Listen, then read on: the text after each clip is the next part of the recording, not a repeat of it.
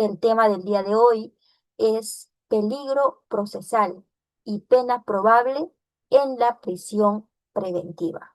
También vamos a ver las modificatorias de, de estos temas, así que voy a mencionar que el objetivo general de esta clase es pues analizar los criterios jurídicos que sustentan la prisión preventiva, haciendo énfasis sí en lo que viene a ser el peligro procesal, la pena probable y también las exigencias argumentativas mínimas de parte del Ministerio Público y el control judicial que tiene que ejercer el juez cuando se trata de imponer una medida coercitiva personal, como es la prisión preventiva, y vamos a incluir, obviamente, el tema de las modificatorias que han entrado en vigencia últimamente en nuestro sistema jurídico, en nuestro sistema de normas referente a este tema. Vamos a partir por lo que viene a ser el peligro de fuga. El peligro de fuga, como sabrán ustedes, es pues parte de lo que viene a ser el peligro procesal. El peligro procesal como un requisito, como un elemento de la prisión preventiva, lo que significa pues que cuando un juez tiene que determinar si una persona merece estar privado de su libertad mediante esta medida de prisión preventiva, tiene que evaluar si existe o no existe el peligro procesal. Sabrán ustedes, es uno de los elementos que tienen que presentarse para la imposición de esta medida, porque entiendo yo que esta es una segunda clase de lo que viene a ser prisión preventiva y por eso es que no estamos refiriéndonos a lo que viene a ser la pena probable, ni tampoco a los suficientes elementos de convicción, porque entendemos que ya la clase pasada, parte de ese diplomado, se ha tratado ese tema. En ese sentido, el día de hoy pues estamos partiendo ya a lo que viene a ser peligro procesal y como les mencionaba, justamente ahora vamos a desarrollar esto que es peligro de fuga y también por otro lado el peligro de obstaculización, que son las manifestaciones del peligro procesal en sí. Entonces, para ubicarnos, mencionamos que el fundamento normativo de esta figura jurídica de peligro de fuga está pues en el artículo 268, literal C de nuestro Código Procesal Penal. ¿Qué dice específicamente este artículo? Seguramente muchos de ustedes tienen su código en mano, así que podrían muy bien repasarlo, pero aún así estamos poniéndolo literalmente en pantalla para que puedan seguirnos sin ningún inconveniente. ¿Qué significa entonces que una persona sí presenta peligro de fuga? Dice el artículo 268, literal C, que el imputado, en razón a sus antecedentes y otras circunstancias del caso particular, permita colegir razonablemente que tratará de eludir la acción de la justicia. Ese es el peligro de fuga u obstaculizar la averiguación de la verdad, que ya está referida a la obstaculización. Ahora,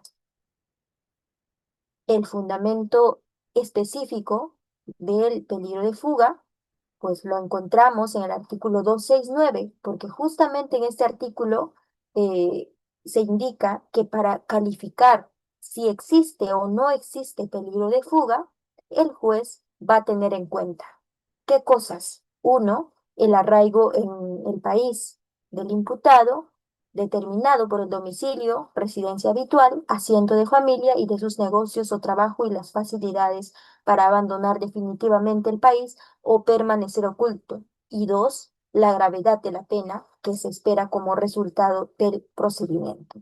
Entonces, con estos dos presupuestos, por un lado el arraigo y por otro lado la gravedad, es que se determina si existe o no existe peligro de fuga. Ahora, la pregunta es, ¿cómo o cuál es el criterio para determinar si en un caso en particular existe un peligro de fuga? Entonces, la jurisprudencia, tanto el Tribunal Constitucional como la Corte Suprema, han desarrollado y han determinado que es existe peligro de fuga, se encuentra desarrollando o haciendo ese examen, ese trabajo mental, ese proceso mental denominado juicio de peligrosismo concreto. Es decir, para encontrar, para determinar si hay o no hay peligro de fuga, tenemos que hacer un trabajo mental que se denomina juicio de peligrosismo concreto. Tal es así que en la Corte Suprema, en la Casación 1445 del año 2018 nacional, ha indicado que ese juicio de peligrosismo debe ser la afirmación de un riesgo concreto al caso específico. No se puede afirmarse con criterios abstractos ni con especulaciones. No debe considerarse de forma aislada ninguno de estos aspectos o circunstancias, refiriéndose al caso, dice la Corte Suprema, sino que se tiene que hacer ese examen, ese juicio de peligrosismo en relación con los otros. El riesgo, ese riesgo tiene que ser grave, tiene que ser evidente. Ahora, también dice la Corte Suprema, ha de optarse, a final de cuentas, es el caso concreto, que el estándar para la convicción judicial no es la sospecha grave o fundada, exigible para la determinación del fomus comissi delicti, sino lo que importa es justificar la existencia de medios suficientes a disposición del imputado para perpetrar la fuga. Es de destacar de un lado el arraigo y la gravedad de la pena y de otro lado la posición o actitud del imputado ante el daño ocasionado por el delito atribuido y su comportamiento procesal en la causa o en otra respecto a su voluntad de sometimiento a la acción de la justicia. Efectivamente, estos párrafos están referidos al peligro de fuga, al juicio de peligrosismo que se tiene que realizar para determinar si existe o no existe peligro de fuga y también qué cosas se tiene que considerar para determinar la existencia de esta figura. El Tribunal Constitucional también se ha pronunciado respecto a esto, indicando pues que el peligro de fuga tiene o debe ser determinado en función de elementos objetivos, tales como la carencia de arraigo laboral, domiciliario, laboral o familiar, antecedentes de evasión de la justicia o cualquier otro elemento que permita concluir razonablemente que el procesado no se someterá al proceso penal. Entonces, a partir de esta jurisprudencia lo que diremos es, ¿cuáles son aquellos indicadores de que una persona tiene o no tiene arraigo? Diremos pues que no hay arraigo cuando una persona no tiene un domicilio conocido, no tiene un trabajo conocido o que pueda acreditar y no tiene una familia con la que convive, que dependa de él. Asimismo, otro indicador será el comportamiento procesal previo del procesado, previo al momento en el que se evalúa la imposición de la prisión preventiva, durante el proceso, digámoslo así, y también, por otro lado, la magnitud de la pena probable. Entonces nos preguntamos, ¿pero qué es arraigo en general? Estamos hablando ya del arraigo domiciliario, arraigo laboral, familiar, pero ¿qué es arraigo? Aquí hacemos una conceptualización y diremos pues que el arraigo es aquel conjunto de vínculos personales, familiares, laborales y sociales que unen a quién, al imputado o al procesado con el lugar donde se desarrolla el proceso. Si su presencia efectivamente indica que esa persona tiene razones objetivas, no suposiciones, sino objetivas, razones reales para permanecer y someterse a la justicia y afrontar todo el proceso con una actitud que aporta, entonces pues se reduce el peligro de fuga. Dicho esto, vamos a pasar ahora sí a desarrollar un poquito más de lo que viene a ser el arraigo domiciliario.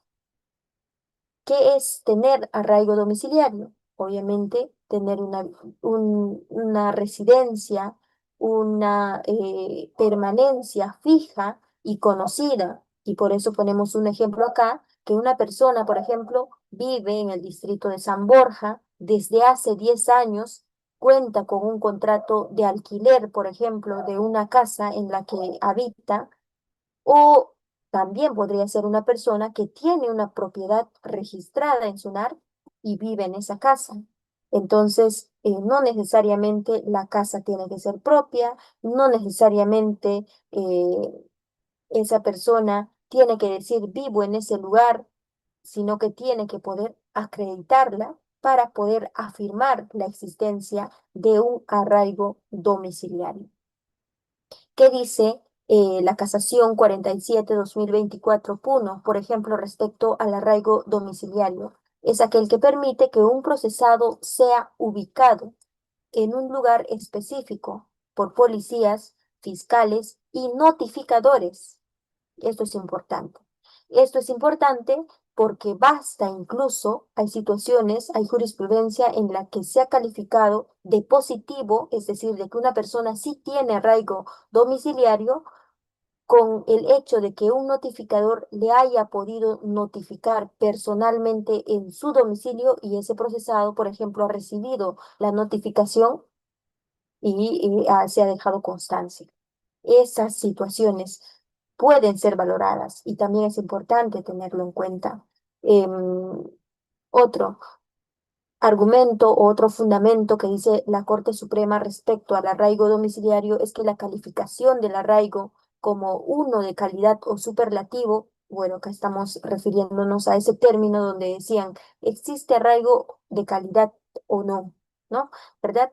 Entonces, la calidad del arraigo como uno de calidad o superlativo, buena calidad o mala calidad, etcétera, de uso procesal judicial no hace sino evidenciar la ineludible acreditación para desaparecer del peligrosismo, que exista arraigo y que ésta sea suficiente para sujetar al encausado o al procesado. Además de lo que menciona, pues con esta jurisprudencia, ya la Corte Suprema menciona que no basta que el domicilio que figura, por ejemplo, en registros públicos, lo diga como tal, sino que se acredite más allá de lo que menciona ese registro en SUNAR, en que la persona efectivamente vive en ese lugar.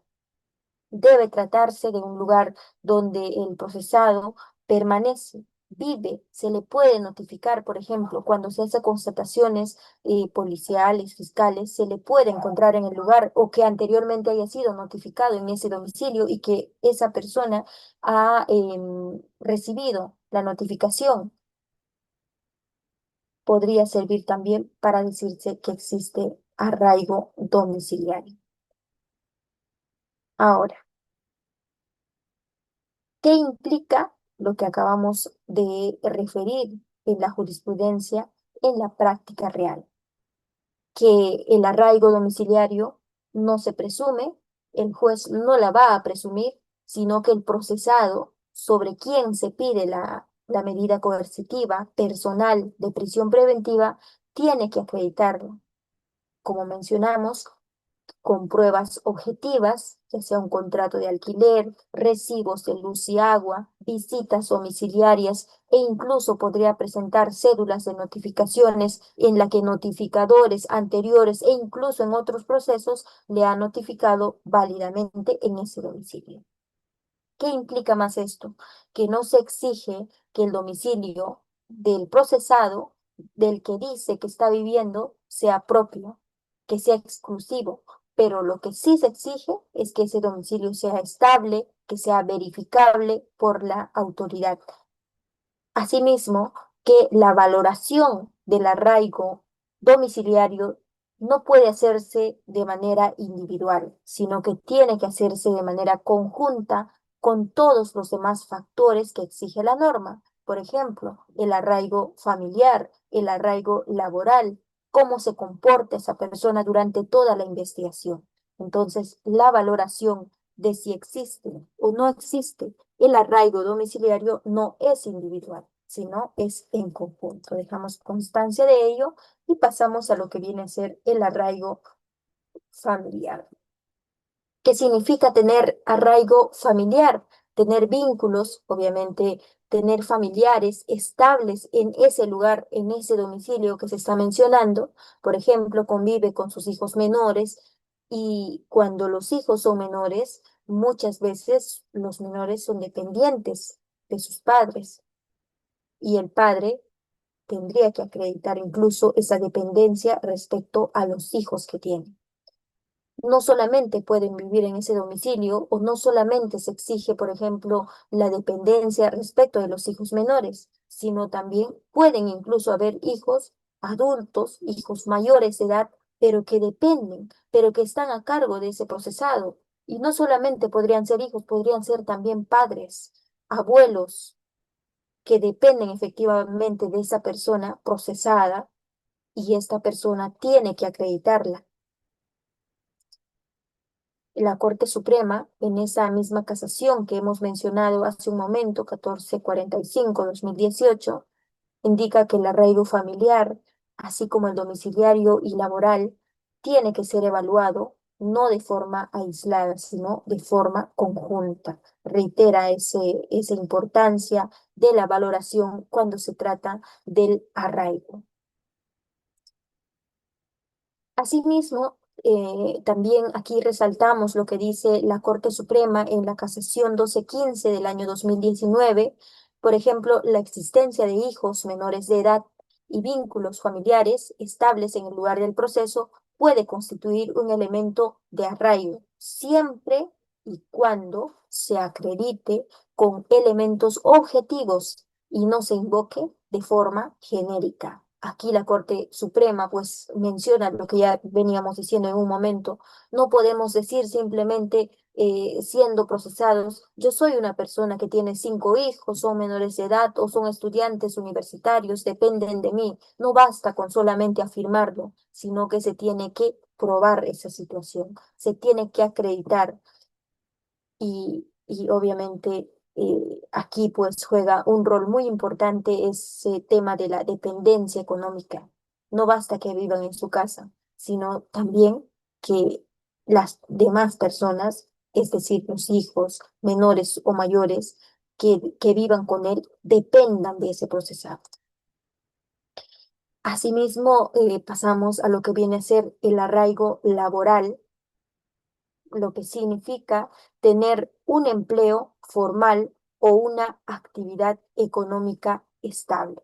Por ejemplo, una persona, un procesado que trabaja como docente en una universidad local. Además, tiene un contrato vigente.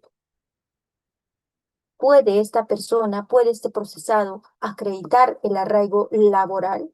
Efectivamente, es docente en una universidad y tiene un contrato vigente. No está vencido, está vigente. Entonces es válido para acreditar el arraigo laboral, es válido para hacerlo. En cuanto a esta figura de arraigo laboral, por ejemplo, la Corte Suprema, en esta casación que mencionamos también, 1445-2018, indica que tiene que ser también valorado con otros factores, como el domiciliario y familiar. Como se venía diciendo respecto a los demás arraigos, es muy importante pues que todos los demás arraigos sean valorados en su conjunto y no de manera aislada e individual. También en esta casación se indica que es menester la existencia de un contrato de trabajo formal, un vínculo vigente y actividad económica estable en el lugar del proceso. Pero sabiendo y conociendo nuestra realidad peruana, por ejemplo, ¿podría una persona o cómo podría una persona que es ambulante, vende, por ejemplo, desayunos en la calle? ¿Cómo podría esa persona que vende desayunos en la calle con su carreta acreditar la existencia de un trabajo formal? Es algo difícil, ¿verdad? Sin embargo, pues la Corte Suprema ha reconocido que existe informalidad en el aspecto económico de nuestro país, pero esa persona sí podría acreditar, por ejemplo, tener un trabajo, aunque no sea tan formal, pero quizás con un permiso de la municipalidad para vender desayunos en ese lugar. Entonces, hay formas de poder acreditar el trabajo, de poder acreditar el arraigo laboral, aún siendo una persona pues que trabaja de manera libre, de manera individual y no necesariamente en una empresa o en una institución pública. El Tribunal Constitucional, por ejemplo, cuando se ha referido al peligro de fuga en general, indica que esto tiene que ser determinado en función de elementos objetivos, tales como la carencia del arraigo domiciliario, laboral o familiar, que permitan concluir razonablemente que el procesado no se someterá al proceso penal. Pero no solamente existe el arraigo laboral, familiar, que venimos mencionando, o domiciliario, sino también podemos acreditar un arraigo social o comunitario. ¿Qué significa esto? Que una persona procesada puede decir, además de tener familia, además de tener un trabajo, de tener un domicilio conocido, puede afirmar y acreditar también, para el tema del arraigo procesal, la participación activa en organizaciones, instituciones o redes sociales. Por ejemplo, ser miembro de una asociación vecinal.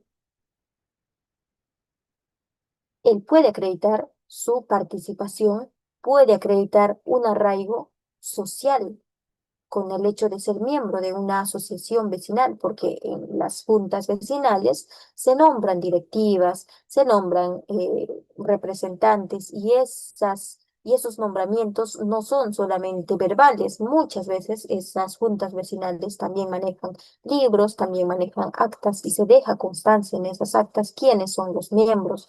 Y pues muy bien podría acreditarse, por ejemplo, el ser miembro de una junta vecinal, de una asociación vecinal, eh, con esos documentos, con esos libros de las comunidades. Por ejemplo, ser voluntario en una parroquia podría también ser considerado como un arraigo social o comunitario. Efectivamente, es válido. ¿Quién lo acredita? Los encargados o digámoslo, autoridades de las parroquias.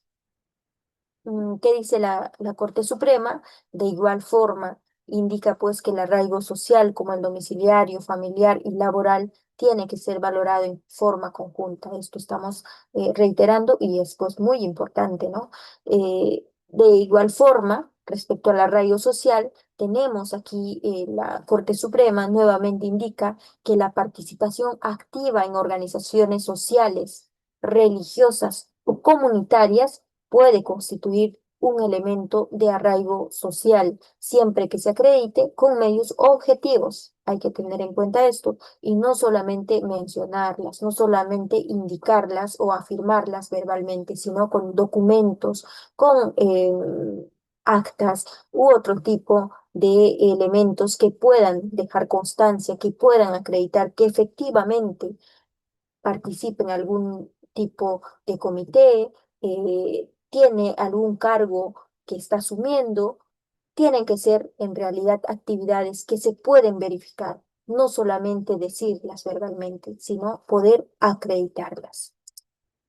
El Tribunal Constitucional también pues menciona aquí lo que viene a ser el peligro de fuga, porque el arraigo social es parte de lo que viene a ser eh, el es un elemento de lo que viene a ser el peligro de fuga o es una forma de analizar si la persona puede o no fugarse. Entonces, también el Tribunal Constitucional afirma la importancia de cómo se determina el arraigo social en general de lo que viene a ser el peligro de fuga. Vamos a ver aquí otros ejemplos de lo que viene a ser el arraigo social, por ejemplo, relevante. Primero, participación activa en una parroquia, como ya veníamos diciendo, en una asociación vecinal o comité de vigilancia. Podría ser también quizás en una iglesia evangélica, en grupos religiosos, también la agregamos. Tener, por ejemplo, un cargo directivo en una organización comunitaria, válido. Otro ejemplo, actividades voluntarias que se sostienen en el tiempo. pero también hay que acreditarlas, no solamente mencionarlas. Miren, aquí tenemos o yo les presento algunas preguntas que nos pueden servir para desarrollar lo que viene a ser el peligro de fuga en general. Y la primera es, ¿puede el arraigo ser suficiente para excluir el peligro de fuga? Es decir, si no tiene algún tipo de arraigo o no tiene el arraigo, decimos desde ya, podemos afirmar desde ya que existe un peligro de fuga. Entonces vamos a hacer una pequeña pausa y vamos a escuchar qué dicen qué dicen quienes están atentos. A ver, Santiago dice, y el arraigo de los menores de edad que viven con sus padres no tendrían arraigo. Bueno, los menores de edad tendrían pues que acreditar efectivamente que viven con sus padres. A ver, ¿qué opinan respecto a esta pregunta? ¿Puede el arraigo ser suficiente para excluir el peligro de fuga? Los leo. Los leo, estimados colegas que están presentes.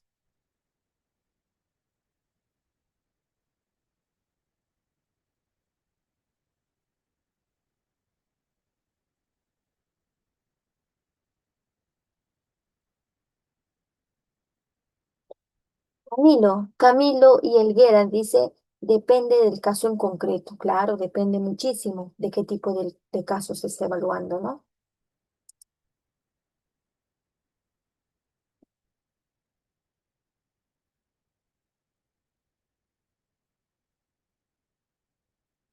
Muy bien. Entonces, a ver, vamos a resolver esta pregunta. ¿Puede el arraigo ser suficiente para excluir el peligro de fuga? Nuestro colega Camilo nos ha dicho, depende del caso. En general, diríamos que no, porque el arraigo por sí solo, por sí mismo, no es suficiente para excluir de manera automática lo que viene a ser el peligro de fuga. Porque, como ya veníamos desarrollando, el arraigo en toda su magnitud, pues comprende el arraigo domiciliario, el arraigo familiar, el arraigo laboral e incluso el arraigo social. Entonces, el arraigo es un factor a considerar cuando se trata de evaluar el peligro de fuga. Y un arraigo fuerte, por ejemplo, funciona como un elemento que disuade o un indicativo negativo de riesgo, pero no significa que desde ya, que porque no hay arraigo, tenemos que excluir el peligro de fuga. Sin embargo, es importante tener en cuenta que actualmente en el derecho penal moderno, la valoración del peligro de fuga es un análisis integral y en conjunto, pues con los demás factores que puedan presentarse. Justamente nuestro colega Camilo nos decía, depende del caso y efectivamente dependerá muchísimo del caso que se está analizando. Por ejemplo, aquí ponemos los factores que pueden neutralizar el peligro, el arraigo. Si aún existe, por ejemplo, un arraigo acreditado, el juez tiene ese deber de ponderar los demás elementos. Em, y aquí ponemos gravedad de la pena. Por ejemplo, en el primer recuadro, si me siguen, si el delito imputado conlleva a una pena privativa de libertad muy alta, ponemos, por ejemplo, si ese delito tiene una pena de más de 5 años, entonces la severidad de la pena puede ser un incentivo lo suficientemente fuerte para que el imputado, incluso con un arraigo domiciliario, laboral, social, decida huir. Otro. En el siguiente cuadro pasamos magnitud del daño causado y la falta de actitud de reparación. Estas son situaciones que pueden neutralizar el arraigo. Entonces, un gran daño, es decir, un delito grave ocasionado, eh, eh, digámoslo, en contra de un bien jurídico y la ausencia de voluntad de ese procesado para resarcir a la víctima, también puede ser un indicador de una falta de compromiso a aportar o colaborar con el proceso. También eh, con la posible reparación económica que podría surgir pues posteriormente, ¿no? Por otro lado, tenemos también que otro factor es el comportamiento procesal anterior del procesado, es decir, cómo esa persona se ha conducido durante el proceso. No ha asistido a diligencias, por ejemplo, no ha colaborado con la presentación de ciertos documentos que se le ha pedido. Entonces, esa conducta también viene a ser un indicio muy fuerte de riesgo para que muchas veces el arraigo pueda quedar excluido.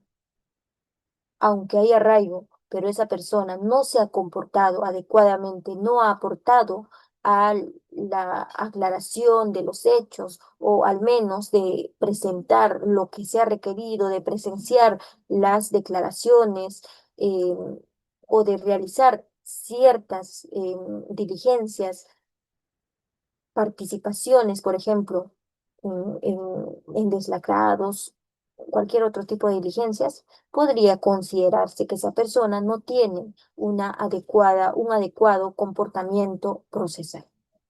Otro factor, pertenencia a una organización criminal. Sin embargo, aquí debemos mencionar que no basta pues afirmar esta persona pertenece a una organización criminal. Tiene que haber una teoría, una imputación también adecuada para hacer esta afirmación. Pero el solo hecho de que ese procesado, por ejemplo, pertenezca a una estructura criminal organizada, muchas veces exige o el mismo contexto hace que la persona pueda tener, pueda ser apoyado por los demás miembros de la organización criminal con recursos, contactos, para que esa persona, para que ese procesado pueda jugarse del lugar, pueda ocultarse y no pueda realizarse ciertas diligencias, por ejemplo, como correspondan. En estos casos, eh, cuando la persona pertenece, por ejemplo, a una organización criminal, también muchas veces, aunque tiene muchísimo arraigo, un arraigo acreditado, tiene muchos documentos que acreditan todos los arraigos que hemos mencionado, puede, digo puede, no que debe, sino que puede verse el arraigo debilitado. Hay que analizar caso por caso. Finalmente, diremos pues respecto a los arraigos que la jurisprudencia, tanto la Corte Suprema como el Tribunal Constitucional han dejado claro de que todos los factores tienen que ser analizados en su conjunto, no solamente el arraigo laboral, familiar, social, sino también cada uno de ellos y de forma conjunta. Un arraigo sólido, como ya veníamos diciendo, en todas sus dimensiones, también puede ser desestimado si es que la gravedad de la pena o la naturaleza de un delito, y esto sucede básicamente en casos de criminalidad organizada o gran corrupción, pues podría ser posible que se desestime el arraigo por, como decimos, por la gravedad de la pena o naturaleza del delito. Por lo tanto, diremos que el arraigo es una condición necesaria, sí, para la valoración, pero rara vez o pocas veces es suficiente para excluir el peligro de fuga. Tenemos que evaluar todos los demás factores de riesgo de ese caso en específico para determinar si realmente existe o no existe peligro de fuga. La segunda pregunta, ¿qué peso tiene la pena probable en casos de delitos graves, pero con conducta adecuada procesal? Es una pregunta que surge muchísimas veces, ¿no? ¿Qué peso tiene la pena probable en casos de delitos graves, pero con conducta procesal adecuada? Una persona que está siendo procesada, pero procesada por un delito muy grave o por delitos muy graves, pero esa persona se ha conducido de forma adecuada, ha colaborado con el Ministerio Público. Entonces, ¿qué peso tiene esa pena probable respecto de una persona que se conduce de forma correcta, asiste a todas las diligencias, coopera con el Ministerio Público? Vamos a ver acá que la pena que se espera efectivamente como resultado de todo el proceso es también uno de los factores que la mayoría de los códigos procesales penales, y acá estamos refiriéndolo, ¿no? Porque el Código Procesal Penal de Perú, de Argentina, de México, también establecen esta figura de calificación del peligro de fuga. Debemos tener en cuenta que es menester la evaluación de un principio criminológico, porque partimos en principio de la evaluación de esa premisa que cuanto mayor es la pena probable, mayor también es la tentación de esa persona procesada a querer fugarse. ¿Por qué? Porque se dice que la persona procesada, cuando su pena es alta, pues tiene miedo, le surge ese miedo a querer enfrentar muchos años una prisión. No quiere entonces ser recluido en un penal porque la pena que probablemente le vayan a imponer es muy alta y ese miedo hace pues que se fugue y se sustraiga de la acción de la justicia a pesar de tener cualquier arraigo o tener una buena conducta previa. Entonces, es un indicador ese hecho de la pena probable o la expectativa de la pena cuando se trata de determinar si existe o no existe eh, un peligro de fuga. En nuestro Código Procesal Penal también tenemos una delimitación, por ejemplo, la prisión preventiva solo es procedente si la pena mínima a imponer es 5 años, superior a 5 años, y esta es una de las últimas modificatorias, ¿verdad? Entonces va a considerarse como un delito grave si se supera este umbral de 5 años. Ahora vamos a ver lo que viene a ser el rol de la conducta procesal adecuada versus la pena probable. Efectivamente, la conducta procesal de una persona que alguien que esté procesado asista a las citaciones a declarar, por ejemplo, o exista, por otro lado, ausencia de intentos de obstrucción, o sea, esa persona está totalmente eh, claro con que quiera que la situación se aclare, coopera con la justicia, entonces, pues, esto se relaciona también con el factor denominado comportamiento del imputado o del procesado durante el procedimiento. Y el hecho de que esa persona se conduzca adecuadamente también es un indicador importante que disminuye posteriormente el peligro de fuga. ¿Qué tiene que hacerse entonces?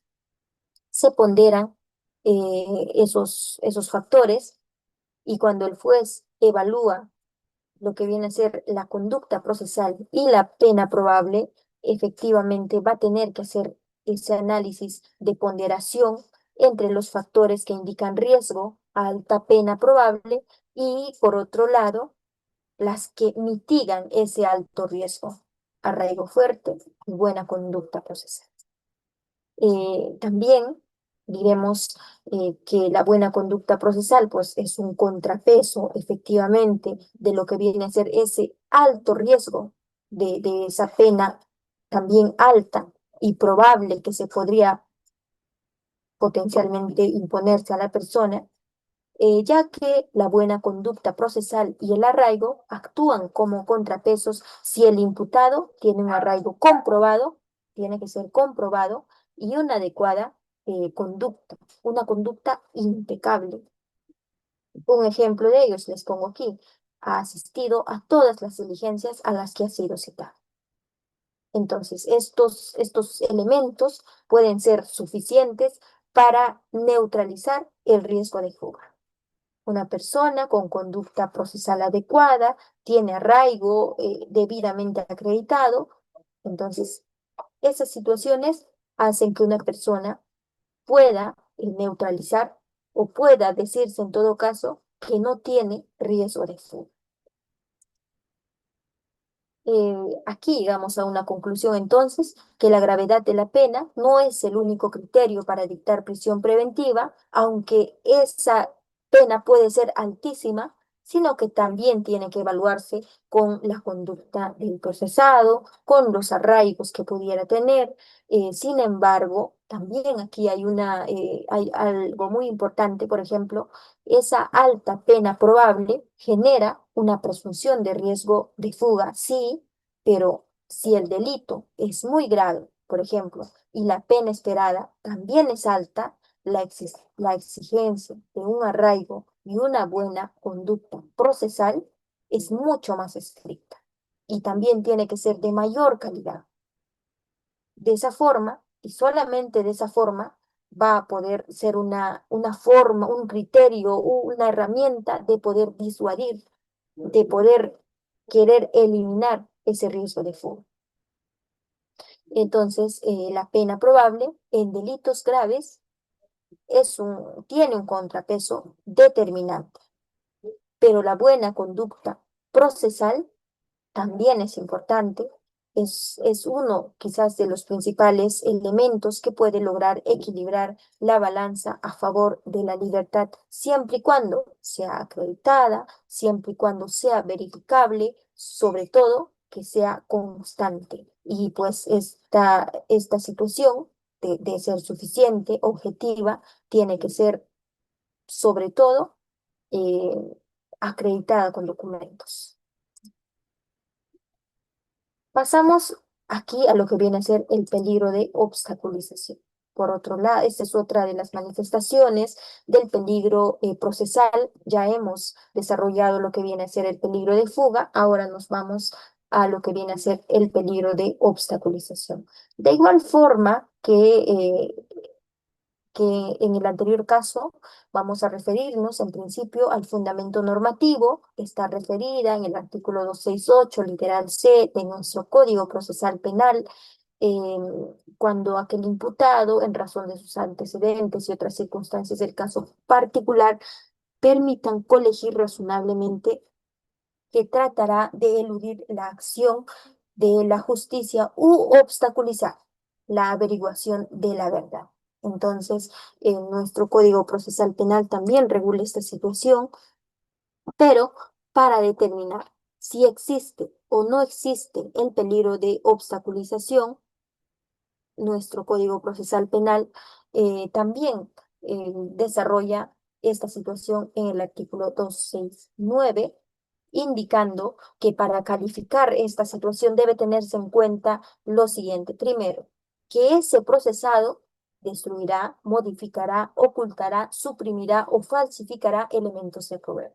Otra situación, que ese procesado podría, por ejemplo, influir en los coimputados y no solamente en ellos, sino también podría influir en los testigos, en los peritos para que informen falsamente o se comporten de manera desleal o reticente con la justicia.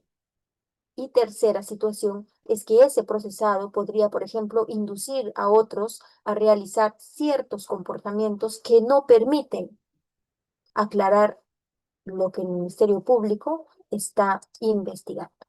Respecto al peligro de obstaculización, la Corte Suprema, en la apelación 326 del año 2024, ha indicado que el peligro de obstaculización, siempre fundado y concreto, será relevante cuando estos supuestos el imputado destruya, modifique, oculte, suprima o falsifique documentos o elementos de prueba.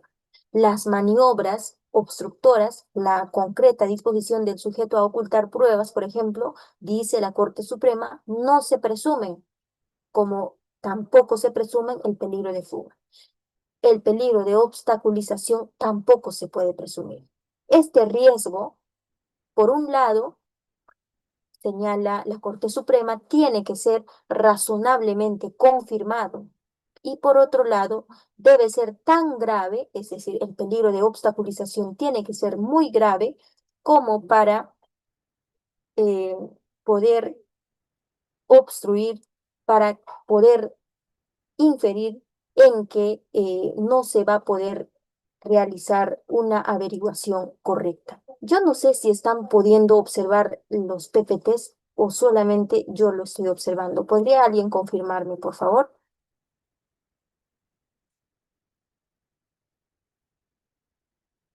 Sí, nos informan que sí. Genial.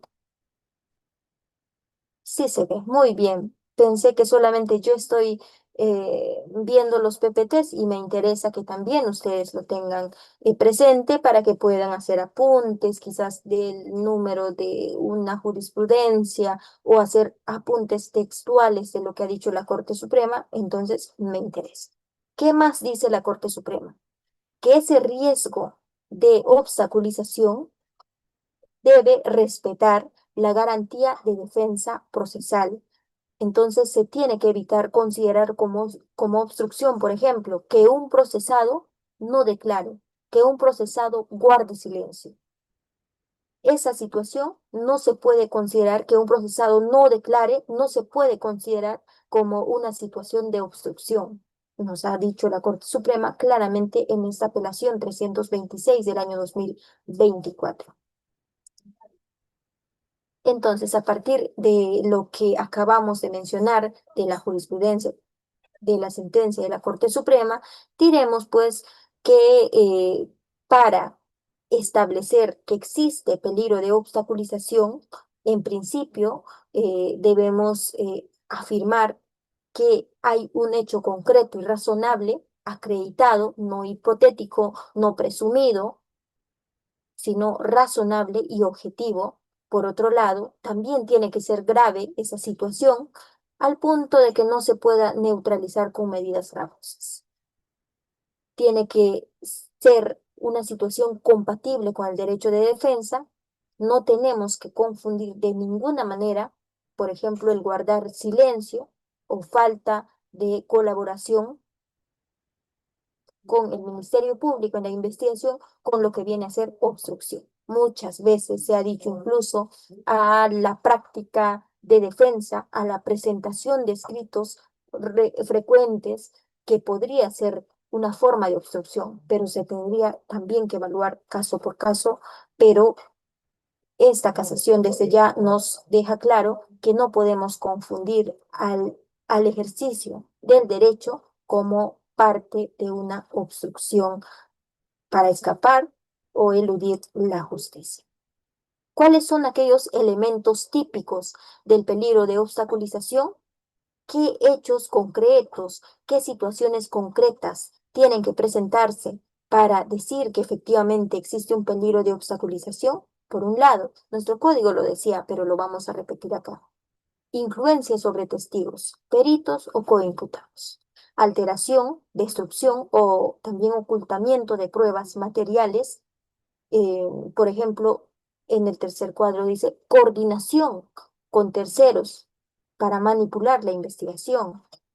Y finalmente, podría ser también aquella situación de uso de poder, de estatus o incluso de recursos para poder interferir en el proceso. Esas son las situaciones más frecuentes, los elementos quizás típicos que se tienen que evaluar cuando se refiere o cuando se analiza lo que viene a ser el peligro de obstaculización. Y justamente acá ponemos los indicadores cuando eh, queremos evaluar la existencia o no del peligro de obstaculización, pues evaluamos si ha habido alguna situación de influencia sobre testigos o peritos, si ese procesado ha coordinado quizás con otros procesados, con otros co-imputados, de acuerdo al momento procesal, y finalmente, pues si ha habido algún tipo de alteración de pruebas materiales durante el proceso. Un ejemplo típico también es pues en situaciones de criminalidad organizada o lavado de activos, donde pues participan muchas personas y existe ese tema de la existencia de capacidad económica donde en cualquier situación, sobre todo cuando un procesado es quizás es puesto en una situación en la que el fiscal pide prisión preventiva, puede esta persona ser apoyado por otros que son superiores porque se entiende que una organización criminal tiene recursos económicos. O también para poder eh, hacer de que el Ministerio Público no encuentre elementos claros, no encuentre algún tipo de elemento que esté buscando, algún tipo de dato que esté buscando, coordinan entre ellos, influyen incluso sobre peritos, sobre testigos, coordina con otro imputado. ¿Por qué? Porque el solo hecho de ser parte de una estructura criminal, pues hace que esas personas puedan coordinar, puedan apoyarse, puedan ocultar elementos o materiales de prueba. Entonces, ese es un ejemplo típico que ponemos respecto a lo que vienen a ser los indicadores del peligro de obstaculización. Y preguntamos nuevamente, aquí hacemos nuevamente otras dos preguntas. ¿Cómo se distingue la sospecha legítima de un peligro concreto? Y por otro lado, ¿qué rol tiene la etapa procesal en la valoración del peligro? Estas preguntas, cuando analizamos el tema del peligro de obstaculización, son muy frecuentes porque nos surge esa duda. ¿Cómo sé que realmente es un peligro concreto para decir que efectivamente hay peligro de obstaculización? ¿Y cómo sé, en todo caso, que solamente se trata de una sospecha legítima, ¿no? Ese es por un lado. Y por otro lado, pues nos preguntamos también qué rol tiene una etapa procesal en la valoración del peligro como tal. Nos vamos a resolver la primera pregunta, ¿cómo distinguimos lo que viene a ser entre la sospecha legítima y el peligro procesal? Yo no sé si mis amigos que están en esta noche presentes en la plataforma también están pendientes y quieren compartir algo de lo que viene a ser, ¿no? Quizás alguna opinión respecto a estas preguntas. ¿Cómo distinguimos? A ver, eh, escriban, yo los leo por unos minutos y luego procedemos también a desarrollar estas preguntas, porque no solamente se trata de hacer preguntas, sino también de responder a estas preguntas. ¿Cómo distinguimos, amigos, entre lo que viene a ser una sospecha legítima y un peligro concreto como tal? Los leo. A ver, nos quedamos unos momentos.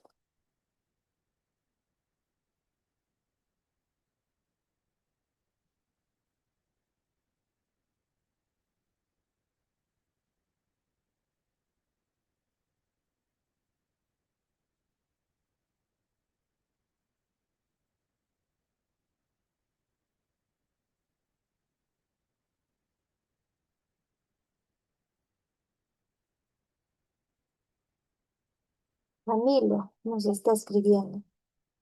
Estudio jurídico Alvarado, dice. La casación podría colocar en la pantalla para anotar. Estudio jurídico Alvarado. Doctor, todas las diapositivas, el doctor Ride, entiendo, les va a hacer llegar a cada uno de ustedes para que puedan tener el material completo. Yo no sé si se refiere a la casación 326 que mencionamos hace un momento. A ver, Sí, doctora, los materiales se va a compartir para los matriculados. genial. Aún así, acá está en pantalla, ustedes pueden verlo para que puedan tomar apuntes, ¿no? Mientras consiguen, a ver, 326. De todas formas, reitero, el doctor Líder va a compartir con cada uno de ustedes eh, este material que viene a ser el PPT. Continuamos entonces, continuamos con la pregunta que mencionamos. ¿Cómo distinguimos entre lo que viene a ser sospecha legítima y peligro concreto? La distinción entre estas figuras es importante, es muy importante porque cuando tratamos, como decía hace un momento, de evaluar la existencia o no de un peligro de obstaculización, lo primero que se nos surge es, pues, ¿es peligro realmente o solo es sospecha? Muchas veces este término e incluso en otras legislaciones es utilizada de forma indistinta. Sin embargo, es muy importante tener en claro la diferencia de estas dos figuras. Por un lado, sospecha legítima y por otro lado, peligro concreto. Y su diferencia, obviamente, está en el objeto de lo que viene a ser la valoración y el grado de probabilidad requerido. Mientras que la sospecha legítima se refiere o está referido a ese vínculo que tiene esa persona o el procesado con el delito, el peligro concreto se refiere al riesgo entre lo que presenta la situación, el contexto del procesado. Entonces, aquí hacemos un cuadro para poder hacer esa diferencia. Por un lado, sospecha legítima y por otro lado, peligro concreto. ¿Qué evalúa la sospecha legítima? La probabilidad de que el imputado, por ejemplo, pueda ser autor o partícipe de un delito. Mientras que el peligro concreto evalúa de que ese procesado, por ejemplo, pueda obstaculizar el proceso si es que permanece libre, es decir, si es que no se le impone la prisión preventiva. ¿Para qué sirve la sospecha legítima? Es una condición inicial para cualquier medida de coerción, es decir, es una condición previa a la evaluación de si se le debe imponer o no una prisión preventiva. Entonces, pues estamos hablando de una situación en el que una conducta está debidamente tipificada en un código y en el código penal y que ese código penal lo mencione a esa conducta como un delito y como un delito grave, no también como un delito cualquiera, como un delito leve, sino como un delito grave. Entonces, esa condición desde ya tiene que existir. Si esa persona ha participado en un acto tipificado como delito, entonces pues se dirá que existe sospecha legítima. Mientras que el peligro concreto, ¿para qué sirve? Es también una condición, sí, pero de necesidad y también de forma excepcional cuando se trata de imponer la prisión preventiva. Fundamento en cuanto a la sospecha legítima, indicios, pruebas, elementos de convicción, está referida sobre todo a estas figuras, y por otro lado, el peligro concreto, está referida a hechos objetivos que demuestren que existe riesgo de fuga o entorpecimiento u obstaculización. No hay domicilio acreditado, por ejemplo, o esta persona amenaza a los testigos, conversa con otros coimputados o coprocesados y otras situaciones que ya venimos poniendo como ejemplo. A la otra pregunta, la segunda pregunta, ¿qué rol tiene la etapa procesal en la valoración del peligro? Es igual, por ejemplo, lo desarrollamos. Muchas veces este riesgo se diría, es típicamente más alto en etapas iniciales. Por ejemplo, durante la investigación preparatoria se entiende que, o instrucción, o el antiguo código, se entiende que recién el fiscal está buscando elementos de convicción para acreditar una hipótesis. Entonces, en esas fases, donde aún está en proceso, aún está en curso la recolección de elementos de prueba, se podría presumir que el procesado tendría una mayor oportunidad de influir en los testigos, en los peritos, en los coimputados e incluso también destruir elementos de prueba, podría falsificar elementos probatorios. Por otro lado, en cuanto al peligro de fuga, también la amenaza de fuga puede volverse más relevante e intensa a medida de que avanza el proceso. Es decir, cuanto más avanza el proceso y el procesado sabe que existen más elementos que lo puedan involucrar, entonces también genera de forma más alta, de forma más inminente, que haya una posible condena. Entonces también podría servir de motivación para que ese procesado quiera eludir la acción de la justicia. Entonces, el peligro de obstaculización, por ejemplo, en fases iniciales es alta y el peligro de fuga cuando más avanza el proceso.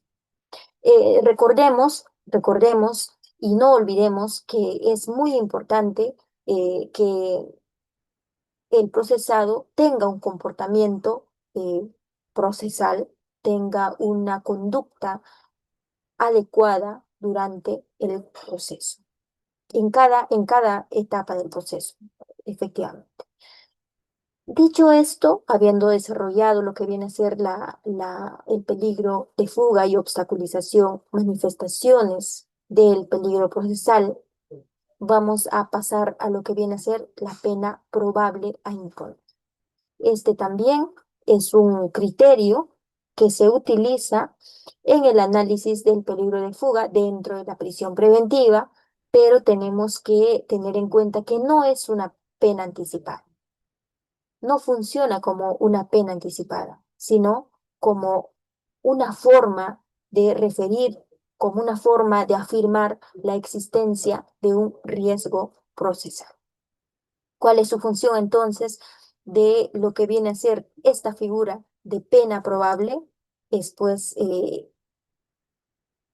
calcular, estimar de forma razonada y objetiva de cuál sería la sanción que podría recibir esa persona que está siendo procesada en caso de ser condenada.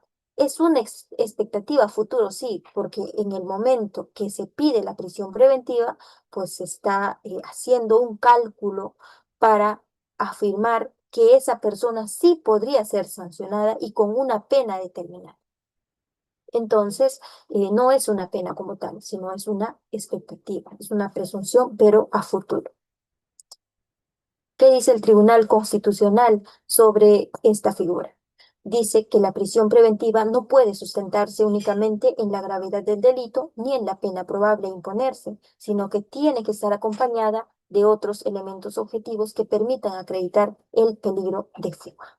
Este pronunciamiento del Tribunal Constitucional efectivamente es muy importante porque una vez más quizás de forma uniforme a las otras jurisprudencias que hemos mencionado, nos hace referencia y nos aclara y nos recuerda de que no podemos hacer una evaluación solamente de la pena probable o de forma individual con los arraigos o cada uno de los arraigos, sino de forma conjunta. Pero además de todo ello, tiene que estar acompañada de otros elementos objetivos, de los suficientes elementos de convicción, por ejemplo, para acreditar que efectivamente existe un peligro de fuga. ¿Cómo se determina la existencia? Entonces, en este caso, se determina en función de la calificación jurídica provisional del delito que se está imputando a una persona. ¿Cómo determinamos también la existencia de una posible pena probable? Consideramos agravantes del delito, atenuantes del delito, si hay concurso de delitos, por ejemplo, y si esa persona que está siendo procesada tiene antecedentes penales, ha sido sentenciado, está siendo procesado de forma paralela en otras investigaciones, existen medidas de coerción también como prisiones preventivas, prohibición, por ejemplo, quizás de salidas del país. Hay que evaluar esas situaciones, pero nuestro código refiere de manera literal antecedentes penales. No requiere para acreditar una pena probable o para determinar una pena probable que haya certeza absoluta, pero sí tiene que haber una motivación razonada y proporcional por parte del órgano jurisdiccional cuando se refiere a la pena probable. Vamos a poner aquí un ejemplo práctico. Digamos que una persona que está siendo procesada por tráfico ilícito de drogas podría en el futuro, si es que es sancionado, ser sujeto a la imposición de una pena de 8 a 12 años. Si además de esa situación, ese procesado no tiene arraigo ni familiar, laboral, social, pero además de toda esa situación, ha mostrado una conducta evasiva, no ha asistido a las diligencias, no ha entregado el celular que se le ha requerido, por ejemplo, por parte del fiscal, no ha cooperado con la presentación de ciertos documentos. La pena probable, en este caso, de esta persona procesada, podría hacer que el peligro de fuga se refuerce, que sea más alto. Pero si tiene un arraigo sólido, una colaboración procesal, una conducta adecuada, incluso eh, no basta por sí sola para justificar la prisión preventiva. Aquí nuevamente nos ponemos en una situación en la que queremos resolver preguntas o nos surgen preguntas respecto a lo que viene a ser la pena probable. ¿Cómo se calcula la pena probable en etapas iniciales del proceso? Y por otro lado, ¿qué ocurre si se modifica la calificación jurídica y decimos, ¿no? La pena probable se reduce? Vamos con la primera pregunta. ¿Cómo se calcula la pena probable en la etapa preliminar? El cálculo de la pena probable en etapas iniciales del proceso, es decir, a inicios de la formalización, cuando se está pidiendo, por ejemplo, la prisión preventiva, no podemos afirmar que es una determinación precisa, pero sí viene a ser aquella estimación, en términos más concretos, una estimación jurídica, pero preliminar. Su objetivo no es afirmar una pena como una sentencia desde ya, sino viene a ser un criterio importante, sí, pero solamente para la imposición de la prisión preventiva. ¿Cuál es el proceso para estimar o para determinar, por ejemplo, la pena probable o prognosis de la pena, como se dice? En principio, lo que se tiene que hacer es determinar pues, el marco legal de un delito determinado, de un delito que se le está imputando a la persona, identificar cuál es el delito, en principio, qué tipo penal habría cometido esa persona de acuerdo a los hechos que se le está imputando. Luego de eso, determinar cuál es la pena mínima y máxima de ese delito que se le está imputando.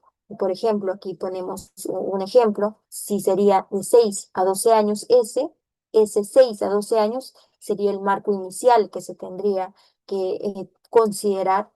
Luego de eso, luego de haber determinado qué delito habría cometido y cuál es la pena que el mismo código determina, pues lo que hará el Ministerio Público, pero sobre todo el juez, porque es el juez quien va a determinar si va a imponerle o no la prisión preventiva, tiene que analizar todas las circunstancias concretas de ese caso, todos los elementos necesarios para determinar si existe o no existe, es válida o no es válida la imposición, en este caso, de la prisión preventiva. Entonces, ¿cuáles son los criterios o los elementos para determinar una pena final en este caso? Grado de ejecución. Esta es una pena final, no una pena probable, que es distinto a la pena probable. Grado de ejecución, grado de participación, circunstancias agravantes y circunstancias atenuantes. Estos mismos factores se evalúan también para determinar la prognosis de la pena.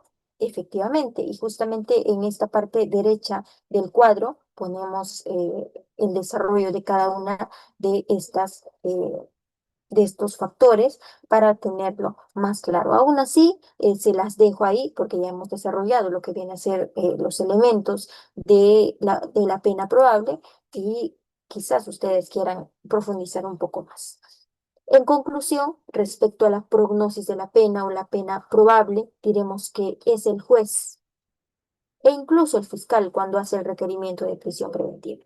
Pero sobre todo el juez es el encargado, el obligado de realizar un juicio de valor sobre la base de todos los elementos de convicción que tiene en el momento de determinar pues si efectivamente existe o no existe una situación de superación de los 5 años que es considerada como umbral legal en nuestro caso, para poder interponer la prisión preventiva como medida coercitiva.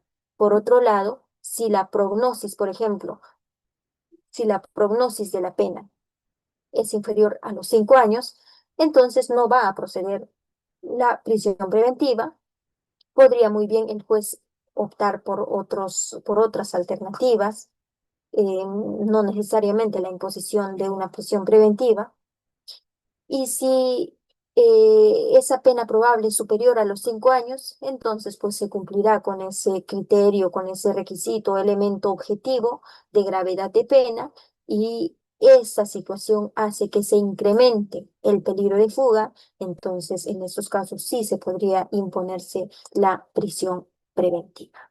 Aquí hacemos una diferencia con lo que viene a ser la determinación de la pena y también les presento este cuadrito para eh, tenerlo más claro, tenerlo más claro la diferencia entre prognosis de pena y determinación de una pena en una sentencia. Prognosis de pena, como ya venimos diciendo, es un criterio de evaluación para imponer la prisión preventiva, mientras que la determinación de la pena ya se va a lo que viene a ser una conclusión en la parte final del proceso, es decir, para la emisión de la sentencia.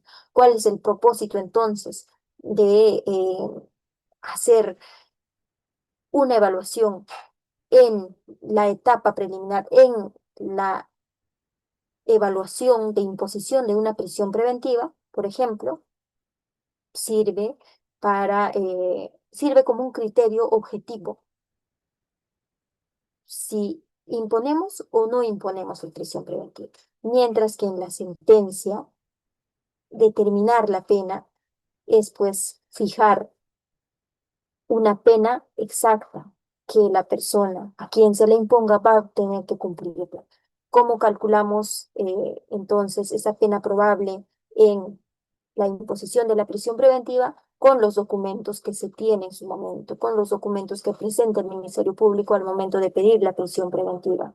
No obstante, también el nivel de certeza tiene que ser no necesariamente determinante, no necesariamente concluida, sino probable. Mientras que cuando se emite una sentencia, la determinación de la pena es ya distinta, ¿no? Porque se entiende que ya ha habido un juicio oral, se han debatido todas las situaciones, se han valorado pruebas, entonces también se determina ya con certeza y con certeza final. Aquí presentamos nuevamente dos preguntas: ¿cómo se calcula la pena probable en la etapa preliminar? Y por otro lado, ¿qué ocurre si se modifica la calificación jurídica y la pena probable? Ya desarrollamos la primera pregunta, pero nos preguntamos también, ¿qué ocurre si se modifica la calificación jurídica y la pena probable se reduce? Estamos en curso de un proceso penal. Sin embargo, se modifica la calificación jurídica, pero la pena probable se reduce, es la pregunta, ¿no? Bueno, aquí tenemos el desarrollo de esta interrogante y lo que diremos es que, pues, si se modifica la calificación jurídica, el principal impacto sucede que sucede en la prisión preventiva o en cualquier otra medida es pues si la nueva calificación jurídica, por ejemplo, reduce la prognosis por debajo de los 5 años, que es el umbral en nuestro caso, entonces la pena deja de cumplirse. ¿Qué hará el juez en esa situación? Si, por ejemplo, como ya decimos nuevamente, la calificación jurídica eh, tipificada, un delito tipificado en nuestro Código Penal, por ejemplo, con una pena de 6 a 12 años, pero durante el curso de ese proceso se modifica ese tipo penal. En efecto, también se va a modificar la calificación jurídica realizada por el fiscal para ese hecho y se tiene que adecuar a ese marco de penas que también es modificada. Ya no es de 6 a 12 años, sino, pongamos un ejemplo, es de 4 a 7 o a 8 años, de 4 a 8 años, es la nueva modificatoria. ¿Qué tiene que hacer el juez? Tiene que revocar la prisión preventiva o cualquier otra medida que se le ha impuesto a la persona y pues el procesado, en consecuencia, si es que se le revoca la prisión preventiva, también podría ser liberado. Se podría entonces recurrir ante el juez y pedirle incluso una revisión del peligro de fuga si es que se ha modificado la calificación jurídica. En consecuencia, la pena probable también ha reducido de gravedad o de marco, digámoslo, normativo, sobre todo en cuanto a las penas, entonces pues también se tiene que hacer una revisión respecto a ese punto y la persona que está con algún tipo de medida coercitiva no puede seguir manteniéndose privado de su libertad, por ejemplo, si se reduce o se modifica la calificación jurídica. Incluso esto impacta también en la estrategia procesal. Podría muchísimas veces recurrirse a la terminación anticipada porque obviamente hay una modificación como mencionamos, de las penas en consecuencia de la pena probable que está afrontando la persona procesada y pues le da poder de negociación al procesado, ya que si se modifican las penas señaladas en el código durante el curso del proceso, también pues obviamente facilita quizás que la persona llegue a acuerdos con el Ministerio Público de una forma de terminación anticipada y reduzca también la pena probable para sí mismo, ¿no? En su beneficio. Bueno, acá tenemos un ejemplo más de lo que viene a ser qué pasa si la calificación jurídica se modifica y obviamente la pena probable se reduce. Bueno, aquí vamos a pasar a un punto de forma rápida, lo que viene a ser las circunstancias agravantes del peligro procesal. ¿Cuáles son aquellas circunstancias que agravan el peligro procesal? También encontramos un fundamento importante en la Casación 1445 del año 2018, cuando indica pues que de un lado el arraigo y la gravedad de la pena y de otro lado la posición o actitud del imputado ante el daño ocasionado por el delito atribuido y su comportamiento procesal en la causa o en otra respecto a su voluntad de sometimiento a la acción de la justicia. Bueno, aquí se resalta nuevamente el tema de la actitud del procesado que podría jugar un rol muy importante como ya veníamos señalando, en lo que viene a ser en la determinación del peligro de fuga y obstaculización, pues el comportamiento del procesado también sirve para evaluar si es o no es válida, correcta, suma o no suma la conducta del procesado en lo que viene a ser el peligro procesal. También tenemos la apelación 326, donde se reafirma nuevamente que aquellas maniobras obstructoras, por ejemplo, la concreta disposición del sujeto a ocultar pruebas, que tampoco se presumen, sino que se tienen que acreditar, tienen que ser razonables, tienen razonablemente confirmadas, dice la Corte Suprema, y deben ser tan graves como para no poder ser evitado a través de otra medida coercitiva. ¿Cómo es que evaluamos aquellas situaciones en las que, por ejemplo, se podría agravar, eh, se podría agravar el peligro en el caso de una determinada persona? Si esa persona, por ejemplo, incurre en reincidencia o habitualidad en la comisión de delitos. Si esa persona, por ejemplo, pertenece a una organización criminal, también se podría evaluar la capacidad económica que tiene esa persona para fugarse de un lugar. Otro punto, otro factor importante es el uso también de identidades falsas. Imagínense a un procesado que ha sido denunciado, por ejemplo, por suplantación de identidad y ahora está siendo procesado por otro delito. Entonces también podría evaluarse esa situación. Eh, la coordinación con otros imputados para alterar pruebas también es un factor agravante. Otro factor agravante es el acceso a redes de protección o encubrimiento. Aquí les dejo un caso práctico que ha sido tomado por la Junta Nacional de Justicia respecto a lo que viene a ser el peligro procesal. Creo que ya estamos cerca a la hora. El doctor Rieden me va a informar seguramente que ya estamos casi a puertas de cerrar esta sesión del día de hoy. Sin embargo, pues la Junta Nacional de Justicia también ha considerado hacer preguntas referidas a lo que viene a ser la prisión preventiva, los peligros procesales, y es muy importante que podamos desarrollarlas. No obstante, no se las dejo sin respuesta. Aquí en el primer PPT, como ustedes pueden ver, está la pregunta sin la respuesta. Sin embargo, en la siguiente diapositiva les pongo la respuesta y seguramente ya van a tener más tiempo en sus casas para poder revisarlas con profundidad. Ahí les dejo. Finalmente, vamos a referirnos a lo que viene a ser la carga argumentativa del Ministerio Público y control del juez. De forma rápida, indicaremos pues que el Ministerio Público no solamente puede afirmar una situación concreta, no puede ir ante el juez y pedir prisión preventiva sin acreditar de forma objetiva, sin presentar elementos de convicción mm, como tales para acreditar una situación. El doctor Reader quiere Sí, decir doctora. algo. Doctor, por favor, adelante. Sí, doctora, todavía nos queda media hora, no hay problema. Ah, genial, genial.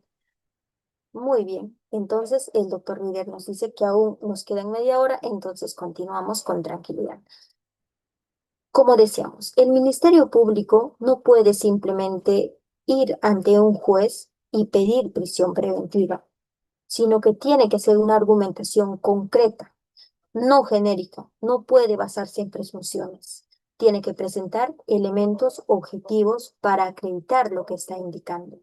Tal es así que respecto a la carga que tiene el Ministerio Público cuando presenta una prisión preventiva, indica en la casación 1445 de que el Ministerio Público tiene una carga argumentativa concreta, no genérica ni estereotipada. El Ministerio Público debe presentar elementos objetivos que acrediten el peligro procesal, no solamente meras afirmaciones. Por otro lado, también nos indica que la argumentación del Ministerio Público tiene que ser referida al caso específico, con indicios razonables y verificables y no pueden fundarse en la gravedad del delito, es decir, no puede decirse este es un delito de organización criminal simplemente, sino que también tiene que presentarse indicios razonables y verificables para poder pedir al juez la imposición de una medida coercitiva como es la prisión preventiva. El Tribunal Constitucional también ha indicado que la motivación es muy importante, dicen en la resolución judicial. Sin embargo, pues hasta hoy en día ya tenemos claro que incluso las disposiciones fiscales tienen que estar debidamente motivadas porque de no estar motivadas podrían vulnerar derechos fundamentales y no está permitido en un sistema en el que se entiende que tienen que protegerse, garantizarse la debida, eh, el debido ejercicio e incluso protección de los derechos fundamentales. Es por ello que el Tribunal Constitucional de manera clara indica que la motivación incluso de las disposiciones fiscales en las que se solicita la imposición de una medida coercitiva como es la prisión preventiva, tiene que ser reforzada, más aún si la emite pues un juez que la evalúa, ¿verdad? Debe tener una exposición clara, precisa y suficiente de los hechos y del razonamiento jurídico que justifica la medida, evitando afirmaciones genéricas o estereotipadas. Bueno, por aquí hacemos una mención de lo que viene a ser cuáles son los elementos desde la perspectiva de la jurisprudencia que se han exigido, por ejemplo, para indicar que existe una adecuada motivación respecto a lo que viene a ser el peligro procesal. Por un lado, tenemos la individualización del peligro. Ante eso, pues nos surge la pregunta, ¿por qué este imputado o procesado, como quieran llamarlo, en este caso representa un riesgo? ¿Por qué? ¿Qué va a pasar si es que se queda libre? Por otro lado, otro elemento exigido desde la jurisprudencia, la presentación de indicios objetivos, documentos, testimonios, antecedentes y conducta procesal. Es una situación que se tiene que evaluar, ¿no? Cuando se trata de determinar si corresponde o no la imposición de la prisión preventiva.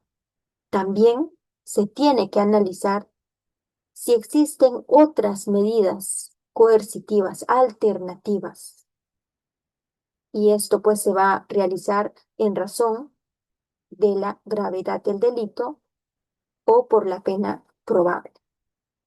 Finalmente, tiene que evitarse también fórmulas estereotipadas, como muy bien decía el Tribunal Constitucional, como por la gravedad del delito, por ejemplo, porque un delito es grave, merece prisión preventiva, o porque la pena probable que se calcula en este caso es alta, entonces merece prisión preventiva. No puede hacerse meras afirmaciones, sino tienen que estar fundadas en elementos objetivos. El rol del juez, así como el Ministerio Público tiene un rol trascendental en las solicitudes que hace, en los requerimientos que hace ante el juez, pues el juez como tal tiene también deberes constitucionales y en caso de las imposiciones de la prisión preventiva, tiene un deber de control de la legalidad, de la razonabilidad y la proporcionalidad de la imposición de una medida coercitiva que es quizás la más grave, dicen algunos juristas, y lo es efectivamente,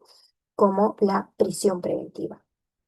Si el Ministerio Público no ha hecho una argumentación respecto a un punto, el juez no tiene que suplir esa argumentación para imponer la prisión preventiva hacia una persona.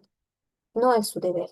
Su deber es, pues, actuar dentro del marco de la legalidad y evaluar lo que el fiscal pide en su momento.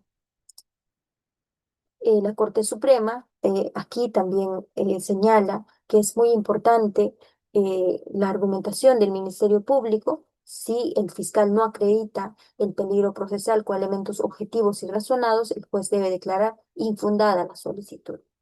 Ahora, el control judicial, la labor del juez de investigación preparatoria que analiza la imposición o no de una prisión preventiva no está limitada a verificar formalidades. No puede hacer un copy-pega del requerimiento en su resolución e imponer la prisión preventiva.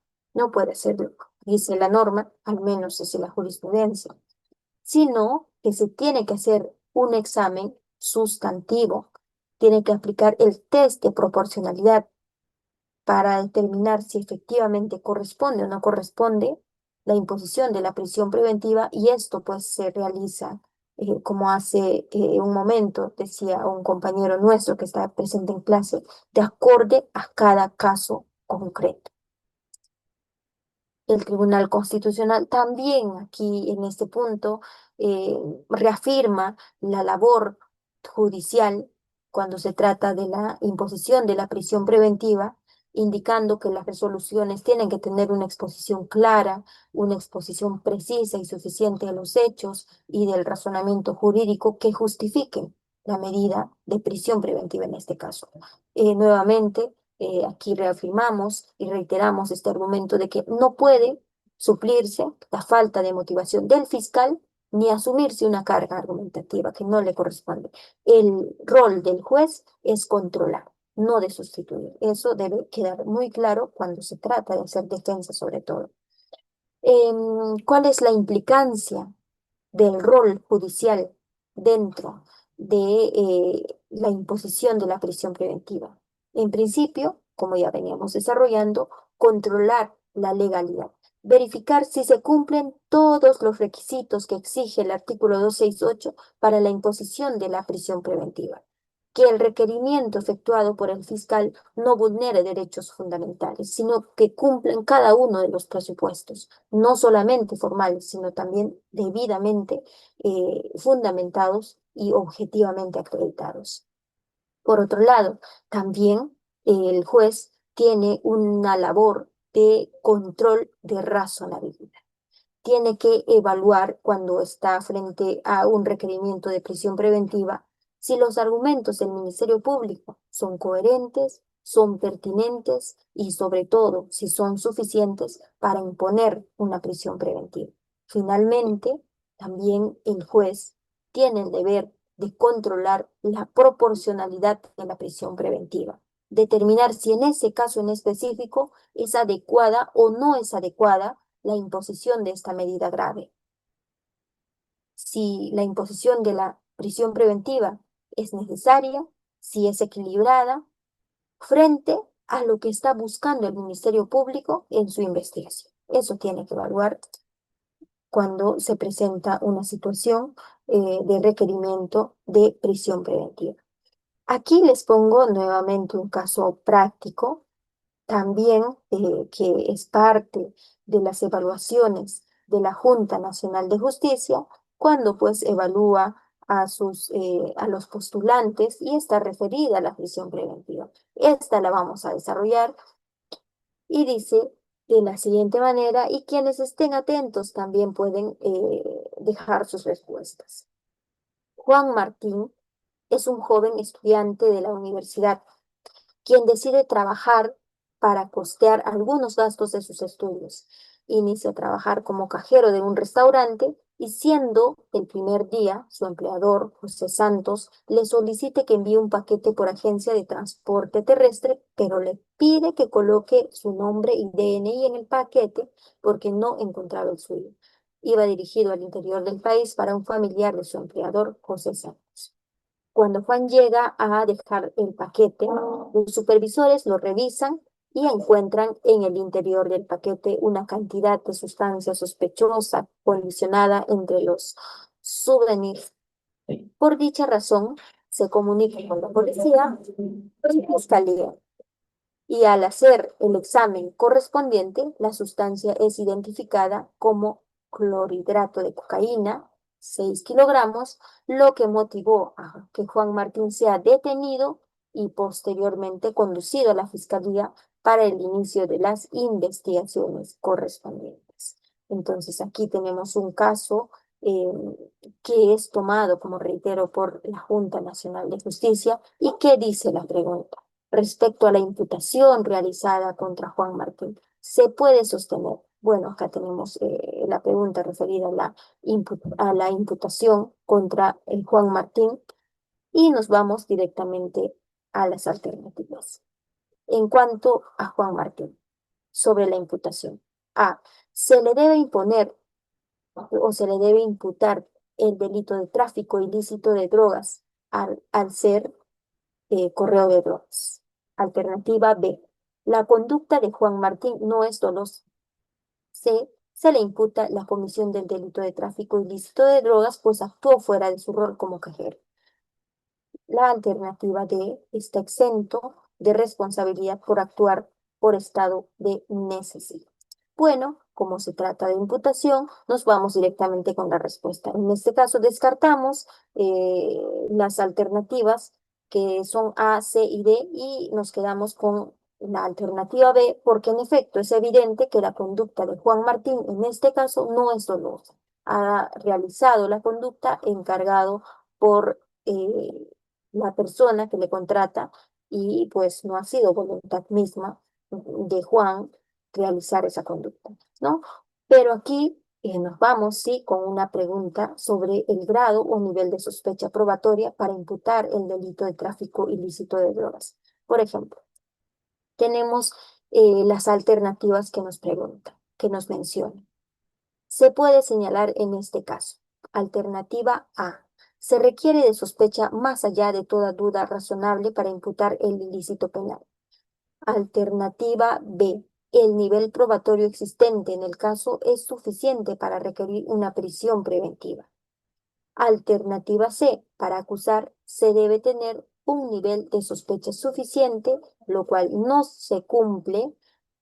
Y alternativa D, no se requieren mayores elementos de convicción para solicitar una condena. Es algo genérica, pero bueno, está referida al tema, está vinculada al tema que estamos tratando el día de hoy. Em, no sé si pueden ver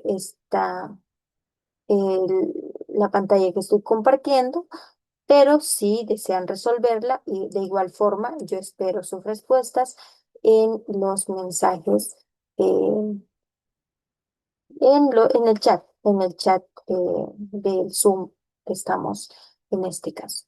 A ver, los escucho respecto a esta pregunta, respecto a esta segunda pregunta. ¿Qué dicen nuestros colegas? Dicen que es la alternativa C. Ha comentado Gerard, Galaxy S25, Hilario, Barrantes, mencionan que podría ser la respuesta a la alternativa C. Para acusarse debe tener un nivel de sospecha suficiente, lo cual no se cumple. Muy bien. A ver, Alejandro Crispín también nos dice la C. Brian, si a un delivery le mandan los paquetes, igual no se metan adentro. Por eso es bueno revisar. Bueno, Brian, sí, claro. Hay que tener siempre precaución sobre lo que se hace y también sobre sobre la forma, ¿no? En cómo se actúa. Muy bien. Están escribiendo nuestros colegas que están atentos al caso del día de hoy. ¿Qué más tenemos por aquí? Nos dice Ronald Jauregui, también es la C, alternativa C.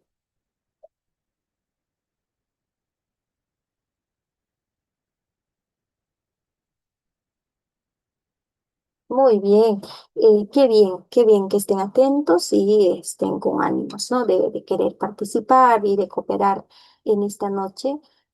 Y efectivamente nos vamos con la respuesta a esta pregunta, que cuando se evalúa el grado o nivel de sospecha probatoria para imputar un delito de tráfico ilícito de drogas, en este caso, pues para realizar una imputación como tal, eh, efectivamente debe tener un nivel de sospecha suficiente. En este caso, no se cumple.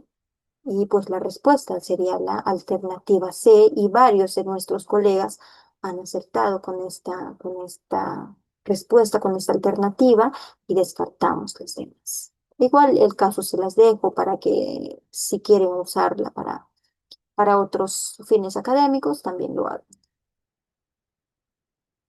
Jurisprudencia relevante respecto a lo que viene a ser la prisión preventiva. Seguramente muchos de ustedes están atentos a lo que está pasando actualmente a través de medios de comunicación, a través de redes sociales. Estamos viendo frecuentemente casos actuales y polémicos, y uno de ellos pues es el caso de la ex ministra Betsy Chávez, en el que el Tribunal Constitucional se ha pronunciado y ha dejado como precedente, quizás no como precedente vinculante, pero sí como precedente importante para el pronunciamiento y determinación de otros casos futuros. Por ejemplo, en el caso de la señora Betsy Chávez, se cumplió el plazo de la prisión preventiva. El fiscal, días antes de que se cumpla como tal ese plazo, había pedido la prolongación. Sin embargo, la audiencia se convoca para días posteriores, cuando ya se venció la prisión preventiva. Entonces, esos días en las que ya no se comprendía la prisión preventiva como tal, sino que estuvo detenida sin ningún tipo de orden, efectivamente el tribunal considera, ¿no?, que vulnera sus derechos fundamentales, y que en todo caso, pues, el requerimiento de prolongación debió haber sido con anticipación. Ese fundamento del Tribunal Constitucional considero que es muy importante tenerlo en cuenta, ya que marca, ¿no?, esa, ese límite de lo que anteriormente, quizás en muchos casos, no estaba determinado como tal. Y quizás muchas personas también han estado o están privados de libertad sin tener algún tipo de orden, sino por el solo hecho de que el Ministerio Público pidió la prolongación de la prisión preventiva, quizás incluso antes del vencimiento, pero la audiencia se convocó para fechas posteriores por la misma carga del Poder Judicial y otras circunstancias. Entonces, este pronunciamiento marca quizás un punto muy importante, y también en el ejercicio de nuestra profesión de la litigación, pues nos corresponde, ¿no?, aplicarla. ¿Qué podemos decir? ¿Cuáles son los puntos clave de este pronunciamiento del Tribunal Constitucional? Que cuando no hay un mandato judicial que efectivamente ordena que una persona continúe privado de su libertad, que cuando no hay esa orden, lo que corresponde es una obligación, es un deber que se libere a la persona que está privada de su libertad. Los jueces tienen esa responsabilidad de liberar a las personas detenidas si no existe un mandato judicial. Ahora, la liberación de esa persona detenida tiene que ser el día en que se vence el mandato judicial, y no puede una persona, pues como en este caso, como la ministra Betsy Chávez estuvo detenida, incluso posterior a, al requerimiento de la prolongación de prisión preventiva, pero no había una orden judicial que ordenara que continúe siendo detenido. Entonces, tiene que ser liberada el día en que se vence su prisión preventiva, si es que se dice, ¿no? Tiene que cumplirse el momento de la orden. Por otro lado, también surge otro punto muy importante, que viene a ser el rol de la INPE, el rol del Instituto Nacional Penitenciario.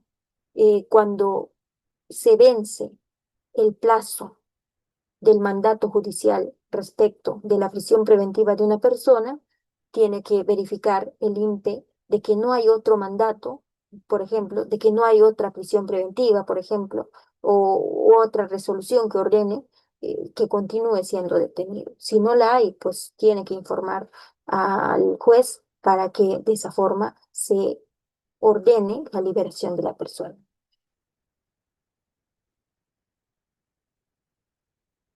Con este fundamento, que es el fundamento 49 de la sentencia del Tribunal Constitucional respecto al caso que estamos mencionando de la ministra Betsy Chávez sobre la prisión preventiva, lo que se hace pues es una corrección en sí del procedimiento, porque como les reitero, he conocido muchos casos, y seguramente hay casos actuales en las que muchas personas están continuando privadas de su libertad sin tener ya prisiones preventivas efectivas, mandatos de prisiones preventivas y que les ordene continuar privados de su libertad porque ya se venció, pero por el solo hecho de que el Ministerio Público, por ejemplo, requirió la prolongación, pero aún no hay resolución, aún así continúan siendo privados. Entonces, con este fundamento lo que se hace es una corrección de ese procedimiento. No hay mandato, no continúa siendo detenido. Se tiene que realizar u ordenar la liberación inmediata. Eh, en este caso, efectivamente, se realiza un procedimiento constitucional a favor de la ministra y el juez, cuando se realiza este procedimiento, lo que debe, bueno, en este caso, el Tribunal Constitucional dice que cuando el juez toma conocimiento del día final de la prisión preventiva de una persona, es más, ellos lo controlan, tiene que ordenar la liberación inmediata cuando no hay otro mandato judicial. Obviamente, si es que hay un pedido del Ministerio Público para prolongar la prisión preventiva, también tiene que citar audiencia, pero no puede ser fuera del plazo, fuera del último día en el que esa persona tiene un mandato judicial. Tiene que ser de forma anticipada. Es lo que determina, ¿no?, el fundamento 49 de esta sentencia del Tribunal Constitucional. En este caso, pues se hace una corrección efectivamente a la forma en la que se venía llevando a cabo y quizás muchas personas, como reitero, han sufrido este tipo de vulneraciones, de estar privados de su libertad sin tener mandato judicial efectivo. Pero ya tenemos un antecedente, así que nos queda clarísimo para poder aplicarlo en casos futuros. ¿Cuál es el procedimiento correcto si es que hay un mandato de detención, un mandato de prisión preventiva en contra de una persona, pero ésta se vence? En principio, la liberación inmediata, luego verificación, obviamente, de otros mandatos, si es que no existen otras resoluciones que permitan que esa persona continúe siendo privada de su libertad, que se cumpla, obviamente, el plazo, y si es que hay un requerimiento de prisión preventiva prolongada por parte del Ministerio Público o también quizás la imposición de otras medidas alternativas, también tiene que realizarse antes del vencimiento de la prisión preventiva. Bueno, llegamos a esta parte de lo que también es importante para este tema que estamos tratando el día de hoy, la prisión preventiva en el aspecto del peligro procesal, modificatorias relevantes a la prisión preventiva. Sabemos nosotros que frecuentemente el Poder Legislativo pues está publicando leyes que muchas veces modifican el aspecto procesal, pero los más relevantes referidos a la prisión preventiva está pues aquella que se ha emitido a finales del año 2023 e inicios del año 2024 mediante el decreto legislativo 1585 y también la ley 32.181 que se basan en, digámoslo, en el endurecimiento de los presupuestos para ciertos casos, la protección del personal policial y, por otro lado, la revisión oficiosa para combatir el hacinamiento carcelario. Veamos y aquí vamos a desarrollar un poquito más. Una modificación importante encontramos pues en aquella situación de umbral respecto a lo que teníamos como pena probable mínima. Anteriormente era solamente 4 años, ahora para que se imponga la prisión preventiva según el Código Procesal Penal, la pena probable a imponerse tiene que ser superior a los 5 años. Esa es una modificación también que se ha dado en nuestra norma procesal. ¿Con qué se busca al hacer esta modificación? Obviamente que la prisión preventiva sea o esté referida a delitos graves y no solamente por ser delitos de quizás con penas medias, ¿no?, sino netamente a delitos graves, haciendo que la prisión preventiva quizás no sea aplicada como regla, como muchísimas veces se aplica, sino de forma excepcional y para delitos en las que realmente merece la imposición de esta medida coercitiva. Por otro lado, tenemos también una modificación muy importante que debemos tenerlo en cuenta, es pues la prohibición de prisión preventiva para los efectivos de la Policía Nacional del Perú, que se ha dado mediante Ley 32.181. En este caso, se incorporan restricciones específicas para quienes son miembros de la Policía Nacional del Perú. El artículo 268b, por ejemplo, indica que el fiscal se prohíbe al fiscal y al juez también dictar mandato de prisión preventiva contra algún personal o miembro de la Policía Nacional del Perú en actividad, que en ejercicio de sus funciones, por ejemplo, haga uso reglamentario de sus armas o defensa y en consecuencia cause una lesión o muerte. Es un límite que les pone al juez o al fiscal. Y por otro lado, también pues se indica que en estos casos preferentemente debe aplicarse o debe imponerse la comparecencia restrictiva y no necesariamente la prisión preventiva. Ahora, otra modificación que también tenemos respecto a a la prisión preventiva es la revisión de oficio de la prisión preventiva. Esto se dio, seguramente muchos lo hemos leído, mediante decreto legislativo 1585, mediante la cual pues se obliga a todos los jueces de investigación preparatoria revisar de oficio por sí mismos, sin necesidad de que alguna de las partes recurra ante él, si es que algún mandato de prisión preventiva continúa vigente. Tiene que hacerlo cada 6 meses de oficio, como reitero, y tiene que analizar, en este caso, si aún existe, si aún subsiste el peligro de fuga o el peligro de obstaculización que presentaba en su momento respecto de una persona o respecto de un procesado.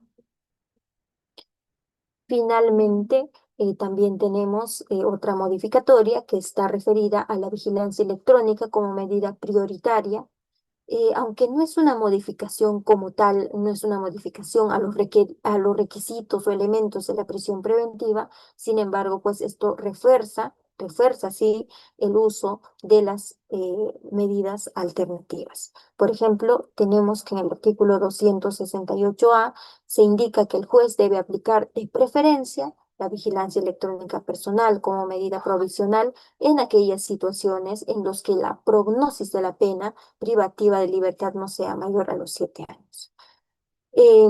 Asimismo, la revisión de oficio y la priorización de vigilancia electrónica se indica que son medidas impulsadas por el Tribunal Constitucional y esto pues, se hace mediante la jurisprudencia porque efectivamente se hace un análisis y un estudio y se determina pues que es con la finalidad de mitigar, de disminuir ese hacinamiento penitenciario que conocemos muchas personas y pues también se busca por otro lado fortalecer las garantías procesales de quienes están involucrados en algún caso o alguna investigación. Miren, aquí tenemos dos preguntas. Quizás podría servir para debate y quizás también podría servir para que cada uno de ustedes en sus casas o quieran hacer investigaciones, quieran escribir respecto a lo que viene a ser el peligro procesal en general de la prisión preventiva, pueda servirles. Por un lado, ¿cómo se pondera sin prejuzgar? Una pregunta muy general pero referida a lo que viene a ser la proporcionalidad cuando se trata, por ejemplo, de imponer prisiones preventivas o algún tipo de medida coercitiva, cómo es que se hace ese análisis, ¿no? De ponderar sin necesariamente llegar a ese momento de ya juzgar, de emitir un juicio respecto a una situación. Y por otro lado, pues, ¿cuál es la diferencia entre indicios de un caso y agravantes de un caso? Estas dos preguntas se las dejo allí para que ustedes puedan, quizás si consideran importante, resolverlas y profundizar un poquito más allá. Dicho esto, voy a concluir con esta clase. Agradezco muchísimo a quienes están presentes, al doctor Reader, a Audiápolis y siempre a cada uno de ustedes, porque sin ustedes seguramente esta clase no se realizaría y no estaríamos pues aquí a altas horas de la noche hablando de un tema muy importante. Sí, y espero pues haber cooperado de alguna forma en su formación y también en lo que viene a ser el desarrollo de esta sesión. Así que muchas gracias, doctor Reader. Quedo atenta a lo que usted diga.